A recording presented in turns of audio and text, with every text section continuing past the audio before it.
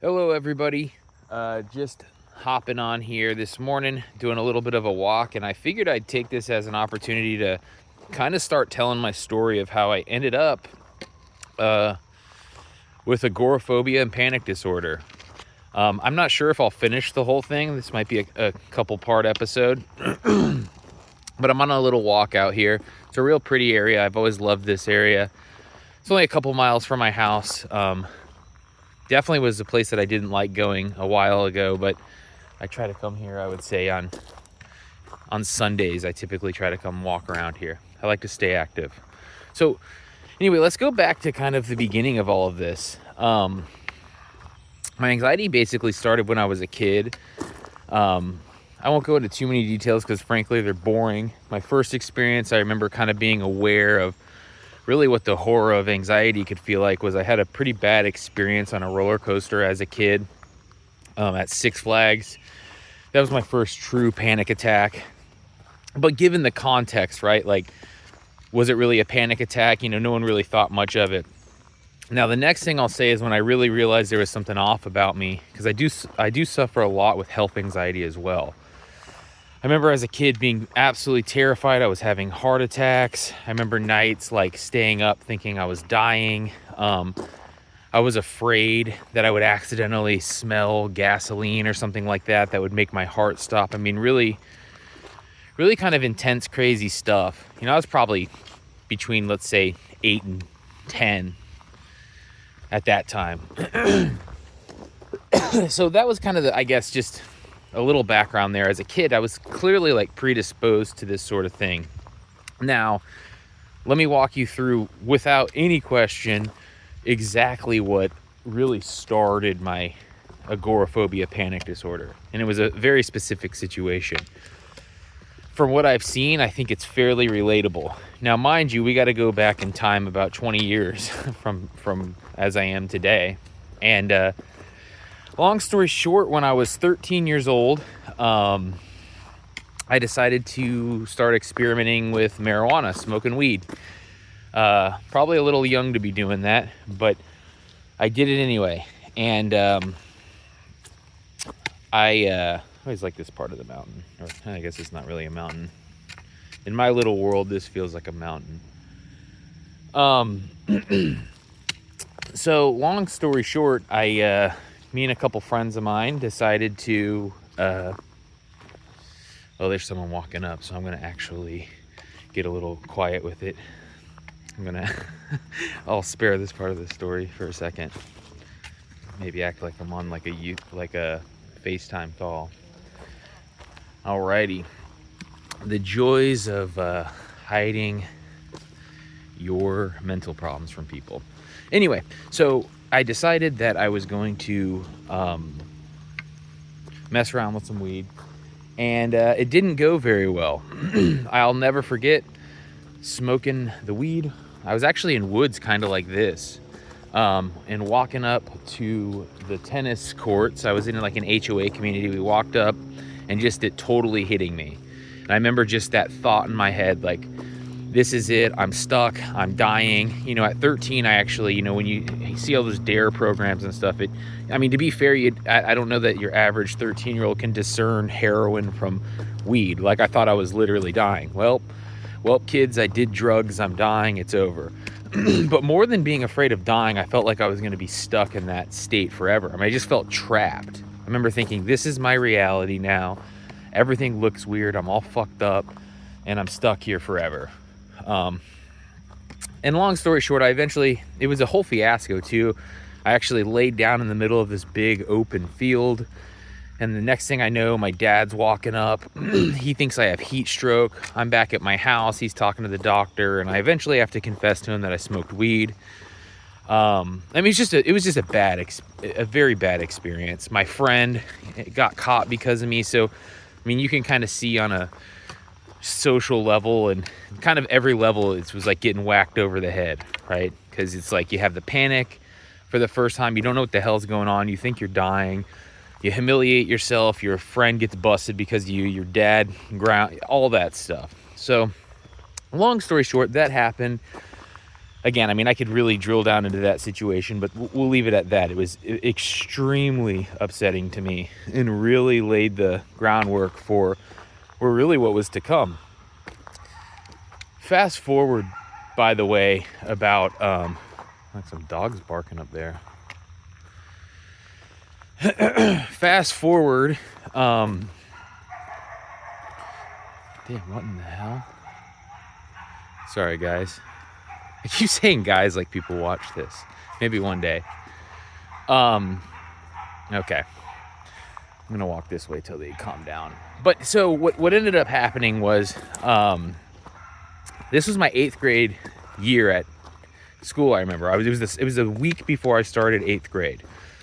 So I'll never forget, let's call it 2 weeks into my 8th grade year. Mind you, this is, let's say, a month after that situation happened. I'm walking down the hallway, and I go to take a drink at a water fountain. And just out of nowhere, just bang, panic, total dissociation, right? So just like heart rate pounding. I think to myself, I remember specifically thinking, I'm high again. I literally just, like, something has happened and I've snapped back into that weed situation. But the only thing that's strange about it is I didn't smoke marijuana.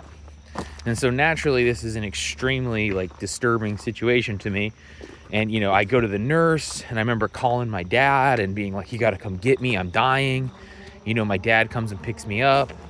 And I'm just like a caged animal in his car, like trying to kick out his window. I mean, it was absolutely horrifying.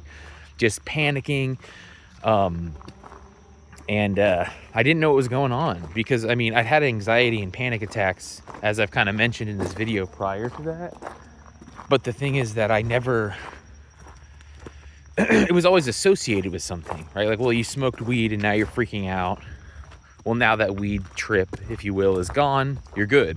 You're on a roller coaster. You can't handle it, right? There was always an association. This was, how the hell is it possible that I'm feeling this and nothing even happened, right?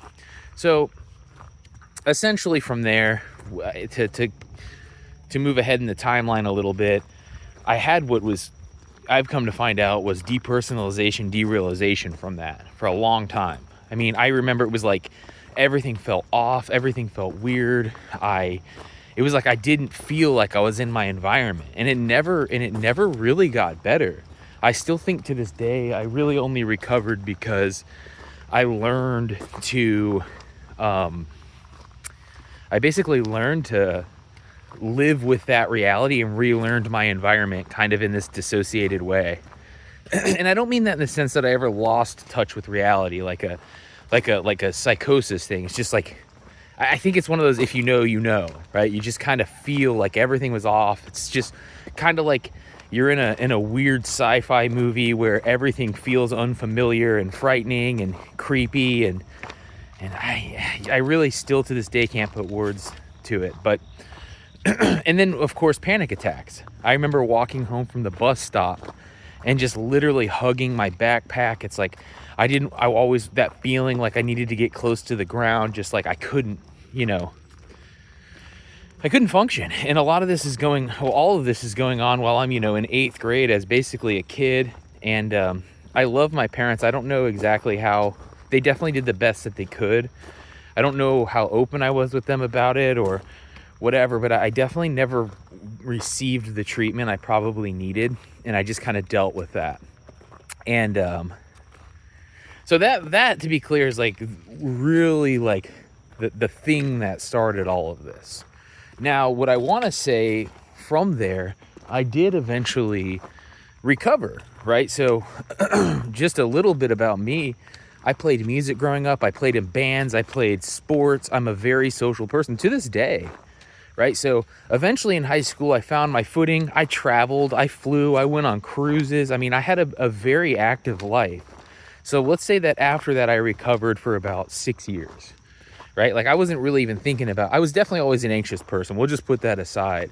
But like the agoraphobia, panic attack sort of stuff. Now that wasn't something that really followed me until about my mid-20s. So I lived a pretty full life. I'm skipping a lot of things here, but we'll keep it pretty brief. But let's call myself a pretty normal guy with a generalized anxiety disorder from about the age of, let's call it 16 to 24. And then things kind of took a turn again from there. So basically at about, man, it's almost hard to tell this, not because it's emotionally hard to tell, but it's like I don't really know. It could just go on for a while, so I might have to make a couple parts here. But let's segue into kind of its reemergence, at least in this video, right? So fast forward, I guess, basically a decade from that first experience. At this point, I'm playing in bands and stuff like that. Like I've mentioned, I live in Atlanta. So I'm playing, I don't live in the city of Atlanta, but as a musician, right? Like it required me to go to the city a lot to play shows and whatnot. And I'm actually going to take a beat here in a second because I have a family walking up behind me. So, I'm not super into letting them know what's going on. Here, let me pause this for a second. Be right back. All right, we are back. So anyways, playing in the band, or bands plural, required me to kind of travel a lot. There was a few things that happened, and this is really before I was even having panic attacks or what I would consider agoraphobic. So kind of moving a lot here, there was a situation when I was probably about 20 where I was in a band and we had a US tour, a pretty big one actually. And I ended up bailing out of it, like literally the day before, just for whatever reason. I was too anxious to go. But again, at this point, like really not consciously thinking to myself, why I am afraid to get in this van, and what if I'm in Boulder, Colorado, and I have a panic attack and can't escape? Like it wasn't something I was thinking about like that. In fact, I told myself that I didn't want to leave my then girlfriend.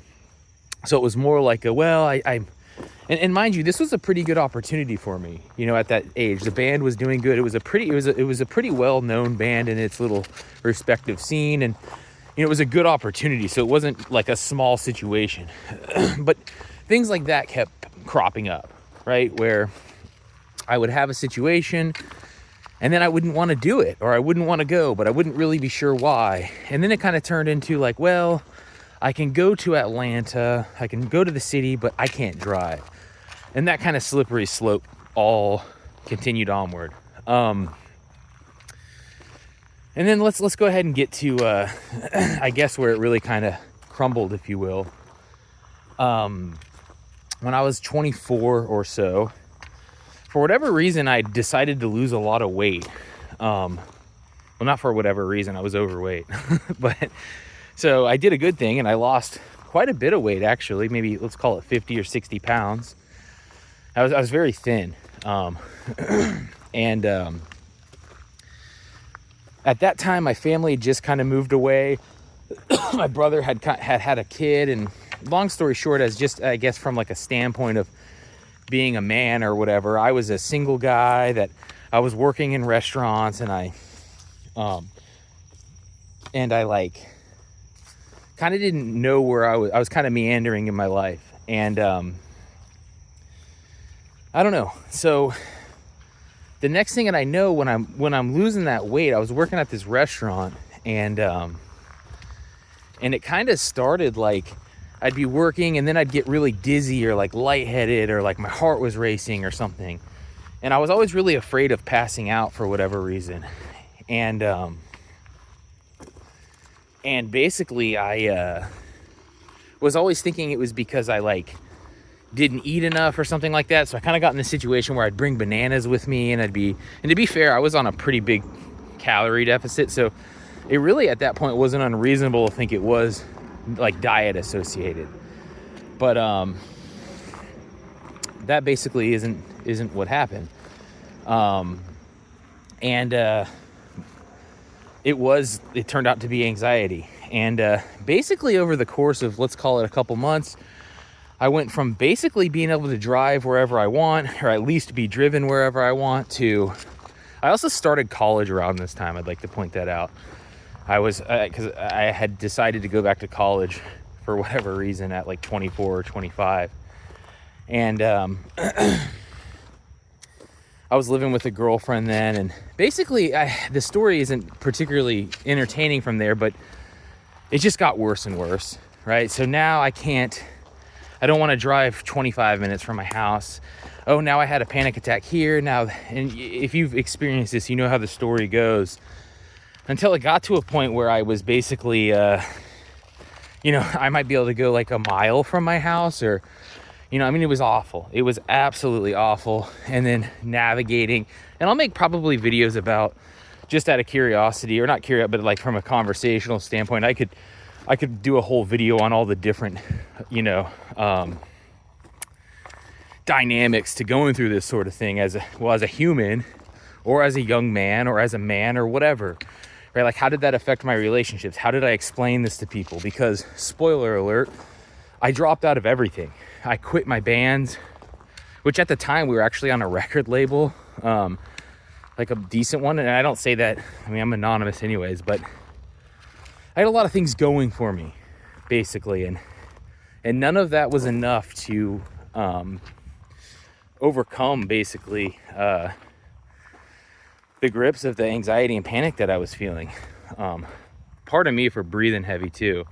It is hilly here, so I'm kind of getting a bit of a workout as I talk. But it got real bad.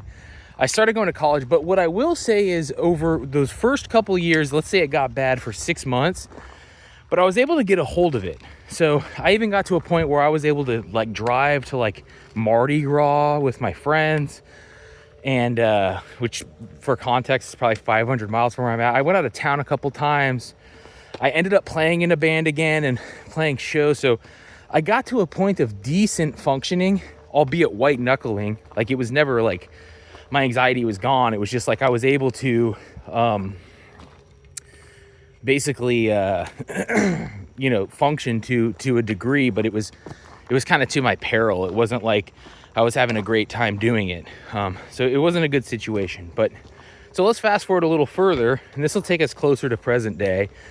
In 2018, let's call it, or so, 2017, I mind you, also throughout all of this, I dated several girls. I won't get into that, but when I started this, I was living with one girlfriend. And then fast forward, this point, I'm living with another girlfriend that I'd had, and we'd been together for several years. And long story short, I graduate college, and it was basically on that day. Mind you, I'm about, I think, 27 at this time. I did college pretty quick, because I guess I had nothing else to do. But I did my whole degree in like 2.5 or 3 years. My undergrad is very quickly. And also important to mention that during this time, I was working full time as a manager at a bar.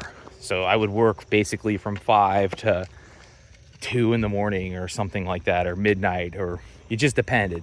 But the point that I'm getting at is, I guess it's kind of funny saying this out loud, because you can almost see like how this maybe teed up to roll over. I'm taking like 20 hours of classes, working till wee hours of the morning in a very high stress job. By the way, there was always danger afoot, guys wanting to fight me having to wrestle guys out, call the cops. It was a bar. So and I was the I was the manager, and that worked amongst basically all females. So long story short, I end up graduating college, and right when that happens, I had some experiences, and again, maybe we'll go further into some of this sometime, but I had some really bad panic attacks, basically, right around the time I was going to graduate, and my world just totally shrunk.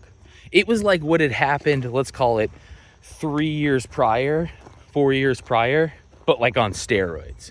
Like not only from the perspective of how limited my world got, but also from the perspective of like how intense the anxiety was. Which, it was obviously pretty mortifying experience for me, because, as an anxious guy or girl, if you're out there listening to this, it's, your fear is always, well, what if it gets worse? What if this continues to get worse? Well, it did. I hate to tell you, and I hope that doesn't happen to you, but it was like the hell of my mind actually came to fruition. Maybe I manifested it, I don't know. But it did, and it got worse. And essentially, I graduate college, right? And then I end up quitting my job at the bar, with no job, by the way. So I'm basically unemployed, totally just in a ball of anxiety. My family at this point is alerted to what's going on. I love them. At this time in my journey, they were not very supportive of it. I don't think they understood it. I've always been a fairly high achieving person. So, and again, I mean that humbly. I don't know if high achieving is really even the way to word that, but social, type A personality kind of guy, gets shit done. That's just kind of how I am. And so to them, I don't think that they thought it would be in their best interest to respond to me maybe in like a coddling way. It was, kind of like, hey man, get your shit together. What are you talking about? You've worked really hard, you just graduated. It was all out of love, but there was a mismatch between probably what I needed and what I got. And I'll definitely make videos on like the complications of relationships dealing with this sort of thing. But anyhow, so yeah, I'm kind of at a rock bottom. I've quit my job, I'm out of college. And I actually, because I literally can't, I'll skip a couple steps here, but because I can't literally go anywhere, I guess you could call it form a business flipping phones on the internet. So I ended up starting and I started like a digital marketing kind of ish thing. And to keep a long story short, I eventually ended up supporting myself and pretty well, making a business where I would basically, sell electronics. We'll just leave it at that. I don't want to overcomplicate it, but it was a self-employed thing, and it was a really scrappy thing I had to do to basically contend with the fact that I couldn't work like a 9-to-5 because I couldn't really leave my little bubble. I will say at one point I did have a 9-to-5 not long after college. It lasted about a month, and I couldn't handle it. I was just totally like overwhelmed by the anxiety. And so let's fast forward a little bit, kind of get to more present time now. So it's pretty bad. I'm making all right money, but I mean, I'm just limited. At this point in my journey, I'm basically just contending with the fact that this is what my life is, right? Like I'm the type of guy that's going to be stuck in this hell. And as long as I stay in my bubble, that I can, I'm dealing with the depression of it, but the anxiety is basically at bay. As long as I follow the rules, the anxiety's at bay. I figured out a way to make some money and support myself, and it's all good, but not really. So my relationship ends up dissolving for a lot of reasons, and I'd be naive to think that it wasn't somewhat of a natural consequence of what I was going through. I don't imagine that I fostered a great environment, and but it didn't work out, right? And it ended actually pretty poorly. And I don't mean that in like a Jerry Springer fashion poorly. I'm just saying like it was bad timing. I had no money. I'm at rock bottom. We're gone. I have to leave. And it was just a mess, right? So from an anxiety standpoint, if you're listening to this and you're right in the rock bottom of your agoraphobia, imagine if like the most important person in the world to you at that time, basically leaves your life and they tell you need to get out. You got to leave. Like you have to leave your house. You have to figure out how you're going to afford to live on your own, make money. Everyone's abandoned you. It was bad. I mean, it was really a bad situation. It was a blessing, by the way, and we'll get to that. It was the best thing that ever happened to me. But at the time, it was a very low point. Long story short, fast forward a little bit, I end up getting an apartment by myself, continuing with my businesses, which actually went pretty good up until about COVID. So we're at COVID. I learned to live on my own. I supported myself, and that was a really empowering thing, right? Maybe not in terms of healing my agoraphobia, because to be clear, my agoraphobia was still about as bad as it had ever been. But the other parts of my life, my ability to contend and adapt to that was at an all-time high. So there was some positive to that. Long story short, I'm there about a year. I end up reconnecting with my now wife, who actually was my first girlfriend when we were teenagers. Long story short, we get back together. She moves in. She's the most supportive, amazing woman in the world. I see people commenting a lot of times on like the panic disorder and agoraphobia, you know, will I ever find love? Is there a partner or something like that? That person does exist, and they're my wife. Absolute most supportive, beautiful human in the world. Yeah, maybe I'll make a whole other video about that situation. But long story short, right? So I end up with the right person, and we end up getting married. I'm jumping some steps here. We were together for about 4 years after that before we got married. But long story short, let's get to present day. Because there is some light here. Things are better right now. I'm not cured, but things are better. You know, between that business dissolves, by the way. So I have to go get a corporate job. Now I'm working in corporate sales remotely. I make a decent living. My wife has some income. Long story short, we end up buying a house. We move kind of back to my hometown, but I'm skipping a lot of steps here, and maybe I don't know how they are important, but I'll probably go further into this at some point. But we get together. I dissolve that phone business. I end up getting a pretty good job. I have a career. We buy a house. We have a dog, and now, you know, I can. Let's just call it 20 minutes from home. So now I can go hike in woods places. I can, you know, I have a pretty, you know, to be fair, a very normal life, right? Like I can go pretty much wherever I want within, let's call it 15 miles. I go to festivals, I do all of these things, but I'm just totally like stuck within that bubble. So I'm not totally recovered really at all. My life is extremely limited in the scheme of things. But that's kind of what this channel is about, is me trying to really fully take control of my outcome here. Because if anyone's watching this that's started kind of recovering from this sort of stuff, you know that, you know, a man or woman that has 1 mile of freedom, or hell, even their doorway of freedom, if you give them a mile, well, now that's a whole new world to them. And it's easy to grow complacent, right? Because you know, I busted my ass, by the way, so I should be crystal clear on that. I've worked with therapists, not currently. I just reached out to a new one, but I mean, we're talking like exposure therapy 7 days a week on my own, in my truck, riding it out, sweating it out, grinding it out. And yeah, I've definitely reaped some benefits from that. But I'm not totally there. That's kind of maybe an abrupt ending from this video, but you got to forgive me. I don't like write down scripts or anything like that to talk about. I just kind of having a confessional here, basically, that I should probably just keep private. But I figured, you know, maybe one day I can look back on this, or maybe someone out there is watching that I can help, or can help me. You know, maybe they'll hear some of this and give me some feedback that I'm looking for. But look at this. This is kind of cool. Person left like a little garden gnome thing. So anyway, that's a pretty big speed run of what happened. But, you know, I